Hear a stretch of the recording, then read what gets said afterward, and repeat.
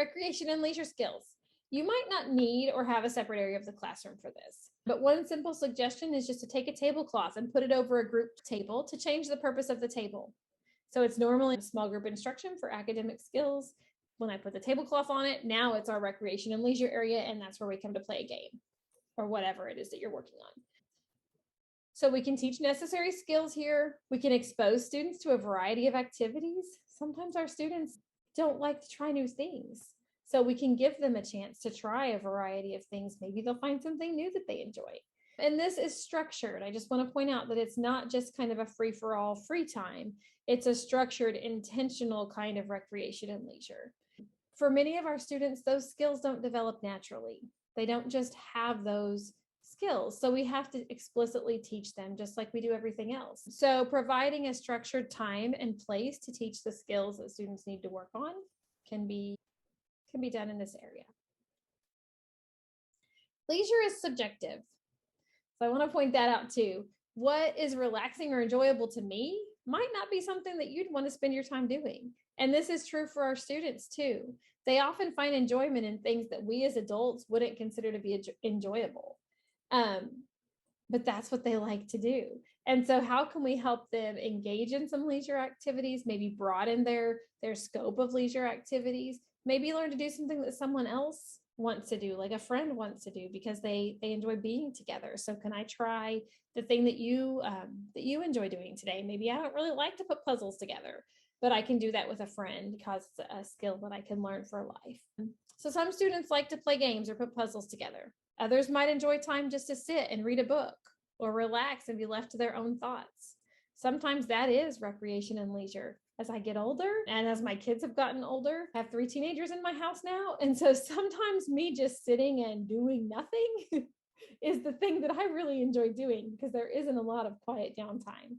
But just considering every individual and what they may enjoy doing and may not enjoy doing. And it's okay to try things that we do not enjoy sometimes, but also providing an opportunity for things that we do enjoy and that can be lifelong skills.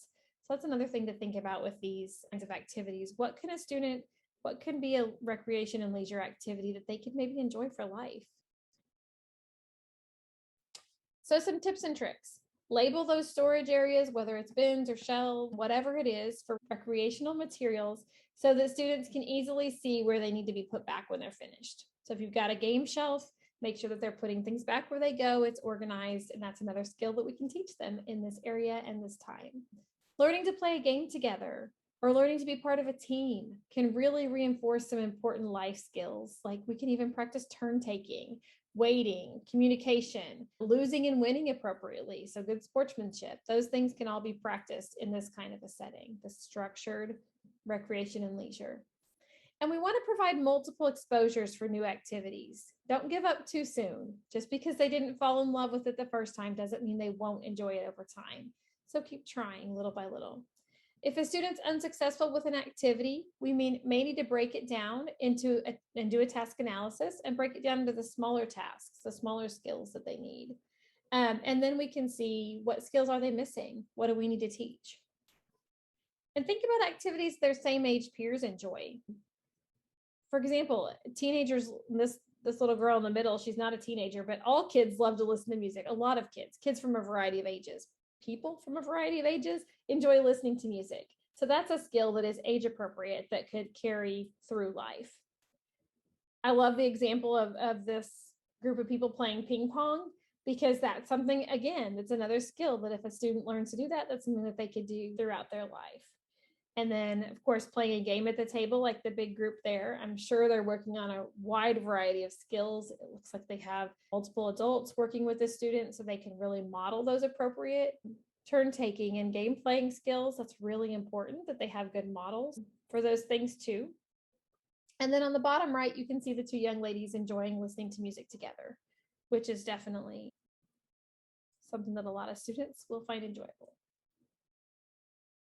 Do you remember this picture? So we've covered each of these suggested zones today and a few more like the teacher space, the student space, and the student schedule location. You can't see them in this picture, but they were in this classroom. And they are very important, all those smaller areas of the classroom, like making sure I've got a teacher space for students to put their things, and A space for their schedules might seem small, but it's an important consideration before you get started. So just to remind you, this is one example. You may not have all of these areas in your classroom. You may not need more than one one-on-one area. You may need 3 one-on-one work areas. It's very adjustable and dependent on your students and your classroom needs.